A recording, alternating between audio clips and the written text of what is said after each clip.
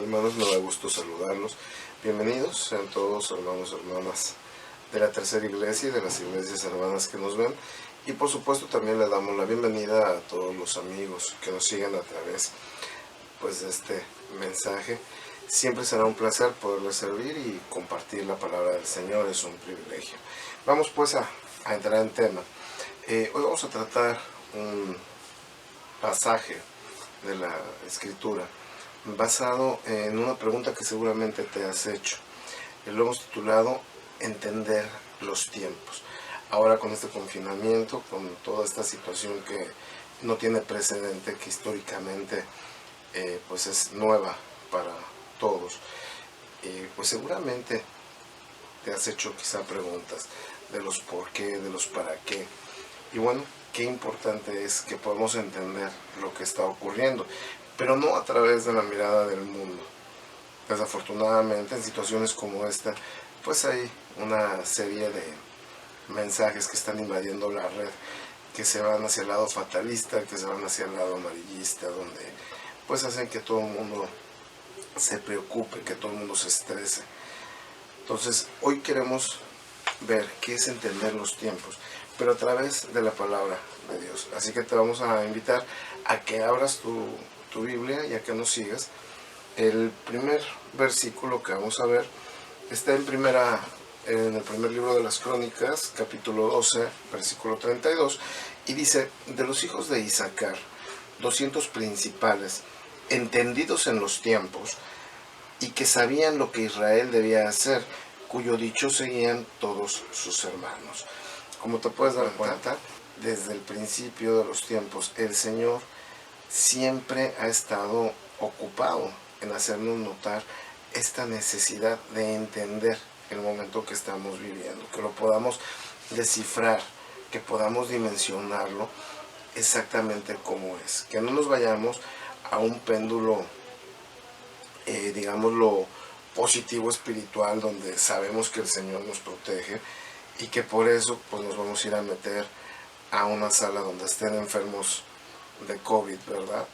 Y tampoco te vayas al otro extremo, donde llegue a tal grado el estrés y la presión que nos encerremos a piedra y lodo y no queramos ni que el aire nos dé. Entonces, desde que se estaba formando el ejército del rey David, que es el contexto de este versículo, ya habían ciertas características especiales para la gente que iba a formar parte del ejército. Quiero decirte que como en aquel tiempo, hoy en día sigue el Señor Jesucristo formando su ejército, su cuerpo, y llamando a los que hemos de pertenecer a Él. Entonces aquí hay unas características especiales. Es un pasaje pues que podemos exprimirlo mucho, podemos hablar mucho, pero nos vamos a enfocar únicamente en la parte que dice entendidos en los tiempos y que sabían lo que Israel debía hacer. Alguien que entiende el momento que está viviendo puede perfectamente saber qué es lo que va a hacer. En este caso se refería a lo que el pueblo habría de hacer. En el caso de hoy es a lo que nosotros como pueblo de Dios estamos llamados a hacer. ¿Cómo nos vamos a comportar ahora? ¿Qué tenemos que mostrarle al mundo? Acuérdense que por algo somos la sal y la luz de este mundo. Vamos a invitarlos a que vayan acompañándonos con su Biblia y que busquen ahora Mateo 24. Dice la palabra: y estando él sentado en el monte de los olivos, se refiere al Señor Jesucristo, los discípulos se le acercaron aparte diciendo: dinos cuándo serán estas cosas y qué señal habrá de tu venida y del fin del siglo. Respondiendo Jesús les dijo: mirad que nadie os engañe, porque vendrán muchos en mi nombre diciendo: yo soy el Cristo, y a muchos engañarán. Y oiréis guerras y rumores de guerras. Mirad que no os turbéis, porque es necesario que todo esto acontezca, pero aún no es el fin. Dice este pasaje: porque se levantará nación contra nación y reino contra reino, y habrá pestes y hambres y terremotos en diferentes lugares. Y todo esto será principio de dolores. entonces os entregarán a tribulación y os matarán, y seréis aborrecidos de todas las gentes por causa de mi nombre. Muchos tropezarán entonces y se entregarán unos a otros, y unos a otros se aborrecerán. Dice, muchos falsos profetas se levantarán y engañarán a muchos, y por haberse multiplicado la maldad, el amor de muchos se enfriará. Si en este confinamiento, en esta situación que estamos viviendo, has perdido de repente la moral, ha venido el desánimo, nos predicaba nuestro pastor el domingo que esto es una de las armas favoritas de Satanás, el pesimismo, el desánimo, para que nos alejemos del Señor. Entonces, si te ha pasado por tu cabeza en este tiempo, ya no orar, ya no congregarte, ya no buscar de leer la palabra, todo esto es porque tu amor se está enfriando. El Señor nos lo advertía desde estos tiempos. Entonces, vamos a tratar de entender qué es el amor. No el amor que tú y yo conocemos, porque con seguridad no vas a decir amo a mi esposa, a mis hijos, a mi familia, sino el amor al que Dios se refiere. Ese amor del que nos habla en 1 Corintios capítulo 13, que dedica todo el capítulo al amor de Dios, con la dimensión de Dios, con el concepto de Dios. Dice la Biblia, en 1 Juan 4:8, que el que no ama no ha conocido a Dios, porque Dios es amor. Dios es el amor mismo. Entonces, si se está enfriando el amor en ti, o en muchos se está enfriando el amor, ¿qué es lo que se está enfriando? La relación con Dios. Te estás alejando de Dios. Por eso es que ya no es tu misma necesidad de búsqueda del Señor, de estar en comunión con Él. Entonces, ese amor que se enfriará es alejarnos de Dios. Ahora, si te pregunto, ¿amas al Señor? Seguramente contestarás que sí, como lo haría yo y lo haría cualquier creyente. Pero vamos a ver qué dice la Biblia, que es amar a Dios. Dice Mateo 22:37, Jesús le dijo, amarás al Señor tu Dios con todo tu corazón, con toda tu alma y con toda tu mente. Es decir, vas a amar al Señor con todo lo que eres. Aquí habría que confrontarnos con la palabra y ver si realmente amamos a Dios con todo lo que somos, ¿no? Y ojo, dice con toda tu mente. Es decir, que esas personas que aún todavía a 2000 años de evangelio piensan que quienes seguimos al Señor, quienes leemos la Biblia, nos volvemos tontos o locos, pues no tienen idea de lo que están diciendo. Era una costumbre, ¿verdad? El correr este rumor que es totalmente falso. Por el contrario, el Señor quiere que lo amemos de todo corazón, con todo el espíritu, con todo lo que tenemos, incluyendo con nuestra inteligencia. Es decir, que no lo hagamos nada más a ciegas, sino convencidos perfectamente de lo que estamos haciendo. Ahora, dice también la palabra del Señor en Salmos 97:10, los que amáis a Jehová, aborreced el mal. Él guarda las almas de sus santos, de mano de los impíos los librará. ¿Qué quiere decir esto? Que tú y yo, si realmente amamos al Señor, tenemos que odiar lo malo.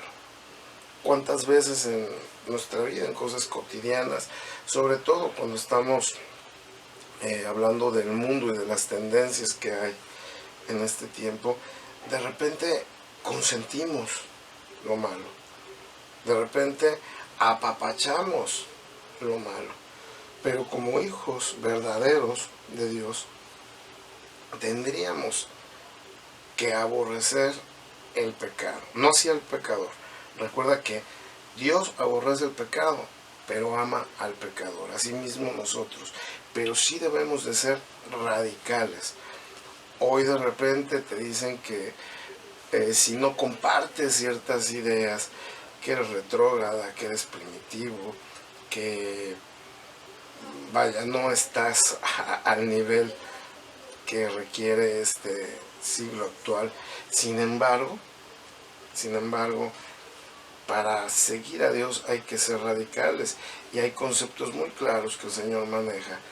Es, por ponerte un ejemplo, o eres salvo o estás condenado. No hay soy medio salvo, soy medio condenado. Con el Señor las cosas son así. Entonces tenemos que ser radicales en nuestro carácter bíblico, en nuestra vida como cristianos. Dice también la palabra del Señor en este mismo tenor, para que entendamos el amor hacia Dios. Y dice la palabra en Juan 14:15, si me amáis, guardad mis mandamientos. Aquí guardad no se refiere a esconder, a ponerlo en un lugar donde nadie lo toque. Aquí guardad significa obedecer. Entonces, amo a Dios, lo obedezco. Amas a Dios, lo obedeces. Guardamos todos sus principios, todos sus mandamientos, y procuramos en cada momento de nuestra vida llevarlos para que podamos mostrar ese rostro de Cristo en cada minuto de nuestra vida cotidiana. Entonces, esto es amar al Señor. Ahora, ¿cómo puedo comenzar a amar a Dios? ¿Por dónde? ¿Cómo le hago para que no se enfríe este amor? Dice la palabra Romanos 12, versículo 2, no os conforméis a este siglo, sino transformaos por medio de la renovación de vuestro entendimiento, para que comprobéis cuál sea la buena voluntad de Dios, agradable y perfecta. ¿Dónde comienza todo? En nuestra forma de pensar. No nos demos por satisfechos con lo que dice el mundo hoy en día y nos quedemos ahí, sino dice que transformemos nuestra manera de pensar. Ahora, ¿cómo hacemos esto? Bueno, primeramente, evitando que las ideas de Satanás se apoderen de nosotros. Hay quien dice, y inclusive quien llega hasta a orar para que no tenga malos pensamientos, pero en realidad eso es imposible. Decía Martín Lutero, el reformador, no podemos evitar, ¿verdad?, que los pájaros revoloteen en nuestras cabezas. Lo que sí podemos lograr es que no hagan nido en ella. Es decir, no podemos evitar que las malas ideas lleguen a nuestra cabeza, pero lo que sí podemos hacer es que no se incrusten en nuestra mente y después la bajemos a nuestro corazón, la hagamos sentimiento y al final la pongamos por obra, que obviamente pues no son obras de Dios, sino son obras de la carne y que nos llevarían a mal. Entonces, todo comienza en la mente. Recuerden que el mismo Señor Jesucristo fue tentado a través de la mente. Dice Mateo 4:9, y le dijo, todo esto te daré si postrado me adorares. Satanás tentó al Señor, y así como lo tentó porque era carne, porque era hombre, como tú y como yo, nosotros somos tentados a través de ideas. Entonces, ¿cómo puedo protegerme de estas ideas? Dice en Efesios 6, el versículo 16, sobre todo tomad el escudo de la fe, con que podáis apagar todos los dardos de fuego del maligno. La fe es el escudo más poderoso que tenemos. Una muestra de fe en Deuteronomio 13 dice, cuando se levantara en medio de ti profeta o soñador de sueños y te anunciare señal o prodigios, y si se cumpliere la señal o prodigio que él te anunció, diciendo, vamos en pos de dioses ajenos que no conociste y sirvámosles, no darás oído a las palabras de tal profeta, ni al tal soñador de sueños, porque Jehová vuestro Dios os está probando, para saber si amáis a Jehová vuestro Dios con todo vuestro corazón y con toda vuestra alma. ¿Cuántas veces, hermanos, la palabra de Dios está ahora sí que plasmada a lo largo y ancho de la Biblia y es abierta para todos? Y sin embargo, ¿cuántas veces algún hermano o alguna hermana nos da una palabra de parte de Dios o nos dice que viene de Dios, y aunque son conceptos contrarios a lo que establece la Biblia, creemos en este tipo de cosas. Aquí nos dice la palabra que no hagamos caso de tal profecía, porque la profecía más segura que hay es la Biblia. Está llena de promesas, más de 3000 promesas. No estarán dentro de esas 3000 promesas que ya vienen escritas ahí todo lo que tú y yo necesitamos, todo lo que tú y yo queremos.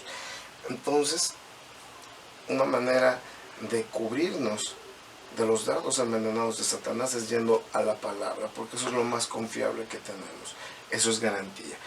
Ahora dice el versículo 17 de Efesios, dice, tomad el yelmo de la salvación y la espada del Espíritu, que es la palabra de Dios. Tomad el yelmo, es tomad el casco, tomen el casco de la salvación. Ahora, esto es algo muy precioso.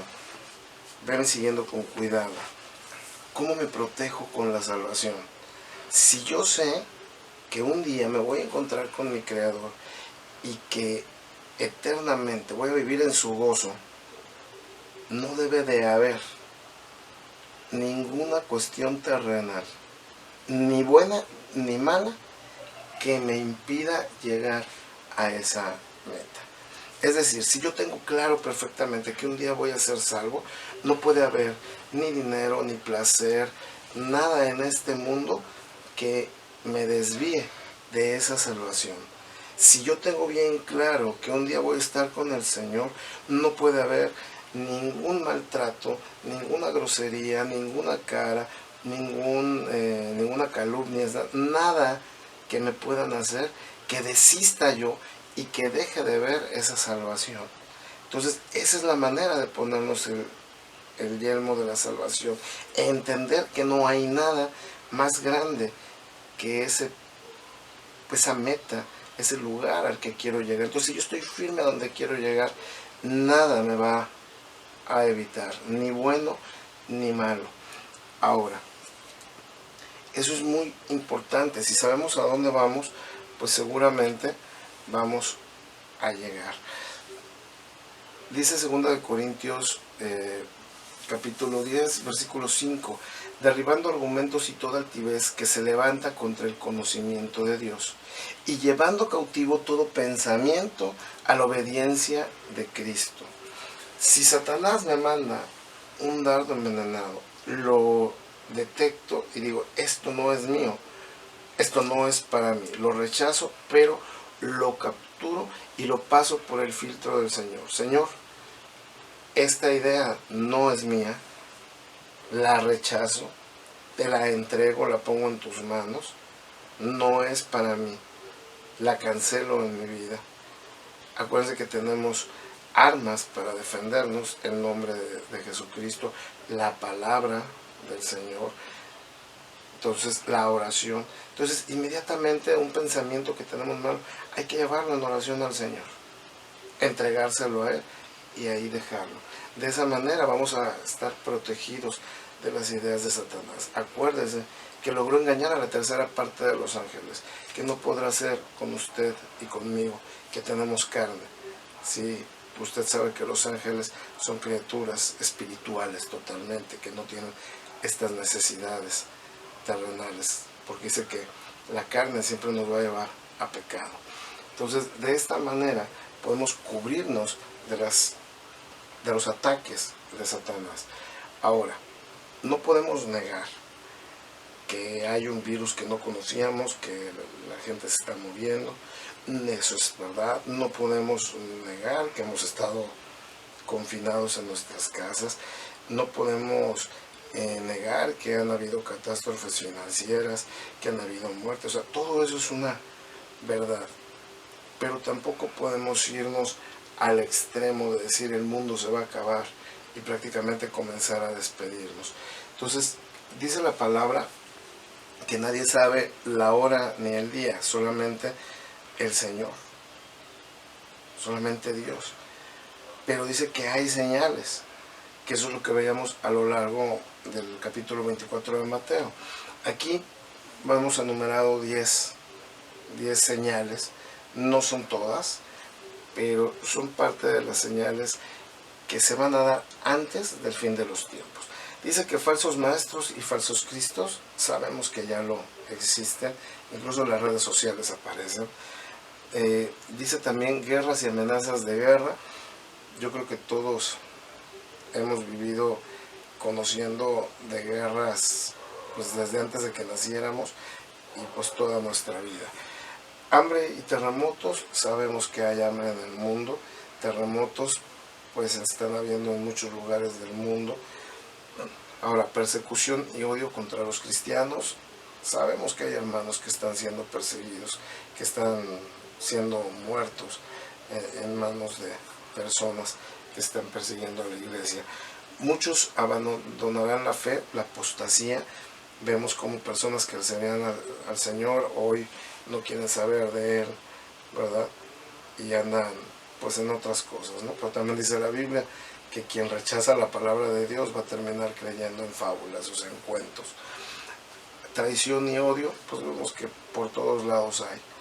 Falsos profetas que engañarán a muchos, también vemos que en todos los lugares se están levantando, en todos los países, personas que dicen tener la verdad.